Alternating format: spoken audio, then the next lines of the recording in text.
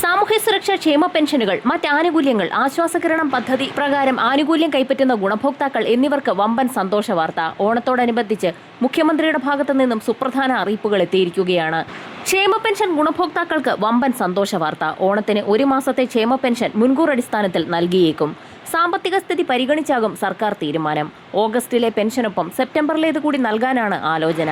ഇതിന് 940 കോടിയോളം രൂപ അധികം കണ്ടെത്തണം. ഇന്ദിരാഗാന്ധി ദേശീയ വാർദ്ധക്യകാല പെൻഷനുകൾ, വിധവാ പെൻഷനുകൾ, ഭിന്നശേഷി പെൻഷനുകൾ, അവിവാഹിത പെൻഷനുകൾ, കർഷക തൊഴിലാളി പെൻഷനുകൾ കൈപ്പറ്റുന്ന 55 ലക്ഷത്തോളം വരുന്ന ഗുണഭോക്താക്കൾക്ക് 2000 രൂപ വീതം അക്കൗണ്ടുകളിലേക്ക് എത്തിച്ചേരും. കൈകളിൽ തുക സ്വീകരിക്കുന്ന ഗുണഭോക്താക്കൾക്കും ഓണത്തോടനുബന്ധിച്ച് കൈകളിലേക്കുള്ള വിതരണം സജീവമാകും. ഓഗസ്റ്റ് മാസത്തിലും കൈകളിലേക്കുള്ള വിതരണം മുടക്കുകയില്ല എന്നും സെപ്റ്റംബർ, ഒക്ടോബർ മാസങ്ങളിലെ നടപടിക്രമങ്ങൾ പൂർത്തിയാക്കി കൈകളിലുള്ള വിതരണം പൂർണ്ണമായും DBT സംവിധാനത്തിലേക്ക് മാറ്റുമെന്നുമാണ് സർക്കാർ അറിയിപ്പുകൾ. 2 ഗഡു പെൻഷൻ തുക വീതം വിതരണം ചെയ്യുമ്പോൾ ബാങ്ക് അക്കൗണ്ടുകളിൽ തുക സ്വീകരിക്കുന്ന ഗുണഭോക്താക്കൾക്ക് തന്നെയാണ് ആദ്യഘട്ടത്തിൽ തുക എത്തിച്ചേരുക. ഓണത്തിന് ശമ്പളം, പെൻഷൻ, ചെലവിന് പുറമെ ഉത്സവ ബത്ത, ബോണസ്, സാലറി, അഡ്വാൻസ് തുടങ്ങി വൻ ചെലവുകളാണ് സർക്കാരിനെ കാത്തിരിക്കുന്നത്. 10,000 കോടിയിലധികം രൂപ അധികം കണ്ടെത്തേണ്ടി വരും. കേന്ദ്രത്തിന്റെ വായ്പാ നിയന്ത്രണവും സർക്കാരിന് പ്രതിസന്ധിയുണ്ടാക്കും.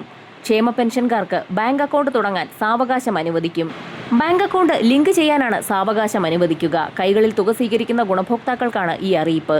പെൻഷൻ വിതരണം ബാങ്കിലൂടെ ആക്കിയിരുന്നു. KYC ഉള്ളതും ആധാർ ലിങ്ക് ചെയ്തതുമായ ബാങ്ക് അക്കൗണ്ടിലേക്കാണ് ക്ഷേമ പെൻഷൻ മാറ്റുക. നിലവിൽ 51.10 ലക്ഷം പേരാണ് ക്ഷേമ പെൻഷൻ വാങ്ങുന്നത്. ഇതിൽ 27.95 ലക്ഷം പേരും ബാങ്കുകൾ വഴിയാണ് ഇപ്പോൾ പെൻഷൻ കൈപ്പറ്റിക്കൊണ്ടിരിക്കുന്നത്. ശേഷിക്കുന്ന 23.14 ലക്ഷം പേർക്കാണ് സഹകരണ സംഘങ്ങളിലൂടെ പണം വീട്ടിലെത്തിക്കുന്നത്. ഇവരിൽ കിടപ്പ് രോഗികളല്ലാത്തവരുടെ വിതരണമാണ് ബാങ്കുകളിലേക്ക് മാറ്റുന്നത്. അതേസമയം കിടപ്പ് രോഗികളായ പെൻഷൻകാരുടെ കണക്കെടുക്കാൻ സർക്കാർ നടപടി ആരംഭിച്ചു കഴിഞ്ഞു. ക്ഷേമനിധി ബോർഡ് വഴി 8 ലക്ഷത്തോളം വരുന്ന ഗുണഭോക്താക്കളാണ് പെൻഷൻ തുക കാത്തിരിക്കുന്നത്. ഇവർക്ക് പെൻഷൻ തുക 2000 രൂപയിലേക്ക് ഉയർത്തുമെന്ന് പ്രഖ്യാപിച്ചിട്ടുണ്ടായിരുന്നെങ്കിൽ പോലും നിലവിൽ 1600 രൂപ വീതം മാത്രമാണ് അക്കൗണ്ടുകളിലേക്ക് എത്തിച്ചേർന്നുകൊണ്ടിരിക്കുന്നത്. ക്ഷേമനിധി ബോർഡ് ഗുണഭോക്താക്കൾക്കും 2 മാസത്തിലെ പെൻഷൻ തുകയായ 3200 രൂപ വരെ ഓണത്തിന് ലഭ്യമായേക്കും. ഈ സാഹചര്യത്തിലാണ് സർക്കാരിന്റെ ഭാഗത്തു നിന്നും 1000 രൂപ ധനസഹായം ഓണത്തോടനുബന്ധിച്ച് പ്രഖ്യാപിച്ചിരിക്കുന്നത്.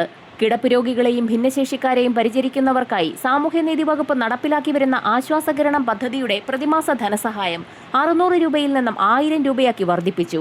ഇത് സംബന്ധിച്ച് സർക്കാർ ഉത്തരവ് പുറപ്പെടുവിച്ചു.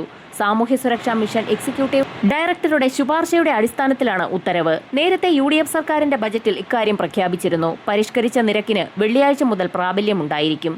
തീവ്രമായ ശാരീരിക മാനസിക വെല്ലുവിളികൾ നേരിടുന്നവർ, 100% ഭിന്നശേഷിയുള്ളവർ, കിടപ്പിലായ രോഗികൾ, ക്യാൻസർ, ഓട്ടിസം, സെറിബ്രൽ പാൾസി തുടങ്ങിയ രോഗബാധിതർ, വയോജന രോഗികൾ എന്നിവരെ പരിചരിക്കുന്നവർക്കാണ് ഇനി മുതൽ 1000 രൂപ വീതം ലഭിക്കുന്നത്. വരും ദിവസങ്ങളിൽ ഓണത്തോടനുബന്ധിച്ചുള്ള കൂടുതൽ ധനസഹായങ്ങൾ പ്രഖ്യാപിക്കും. വരും മണിക്കൂറുകളിലെ സർക്കാർ അറിയിപ്പുകൾ കൃത്യമായി ലഭിക്കുന്നതിനായി ചാനൽ സബ്സ്ക്രൈബ് ചെയ്യാൻ മറക്കാതിരിക്കുക.